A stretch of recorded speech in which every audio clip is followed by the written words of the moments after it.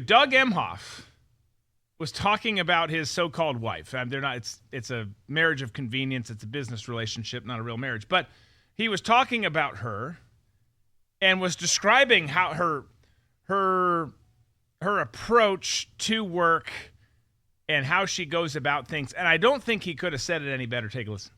Kamala did what Kamala always does. She just put her head down and she went to work. That's true, Doug. I don't know if I would have said it that way or said it out loud. We all know. Nope.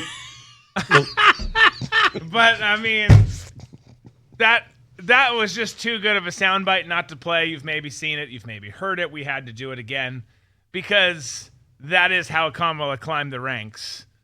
Just like that. Doing exactly as her husband, Doug Emhoff, says. Exactly. And it's funny when you bring that up, people get so pissed and they're like, it doesn't matter what her personal relationship is. Well, it kind of does if that's how you get your gigs. Yeah, exactly. Exactly. Yes, it's an offensive way to do things. It's counter to the nurturing and the values that most parents instill in their kids, but let's call it what it is. This is and this is why we talked about this last week too. This is why no one in the Democrat Party likes Kamala either, because she's taken all of the wrong ways and wrong steps to go about getting to where she is in her career. And when you're riding alongside of her, not on top of her, because then you would have a good job too, but if you're riding alongside of her and you're a colleague and you see that, you're like, I hate that bitch. Because she's doing things that I don't feel comfortable doing and I don't think are right, and she's climbing the ranks and I'm not. And I'm working, 80 hours a week and hardly can afford rent. She's driving around the new cars that she's getting just for putting things in her mouth, and it doesn't seem fair. And it's not fair. And it's not fun to talk about it. And it's not appropriate sounding to talk about, but it's appropriate to talk about when that's how someone is going about things. So you need to call it out and highlight the uncomfortable and say, hey, this chick has done this in less than legitimate ways. We should maybe talk about this because this says a little something about her character. This says a little something about who she is. And you can be offended by what she did or the verbiage used to describe it. But at the end of the day, it still is a huge problem. Everyone, all the more reason that you, person who's offended, should have a lot of issues. You would think so, but that doesn't matter to the left because it's blue no matter who. But Kamala, Ooh, that was nice. That's a nice little ring there. Yes. Carmelo is, you know what?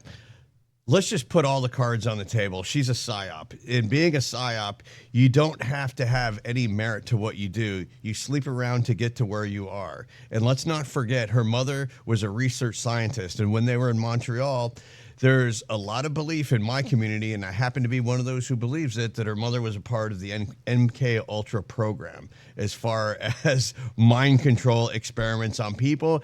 And I'm telling you, 6 months from now, a year from now, it'll come out that the mom came home and used what she used at work on her own daughter. Because if you just take Carmelo for what she is, just being a blank slate that you can make do whatever you want, most people aren't wired that way. They have some sort of moral compass. She has ambition, but she has no character. There is nothing about her personality or anything.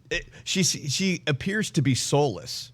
There's nothing that she cares about other than talking in these weird kind of vapid talking points that she comes up with about building going forward and not going back and unburden what has been. Yeah, exactly. All these Marxist talking points. So, for me, she's the ultimate Manchurian candidate.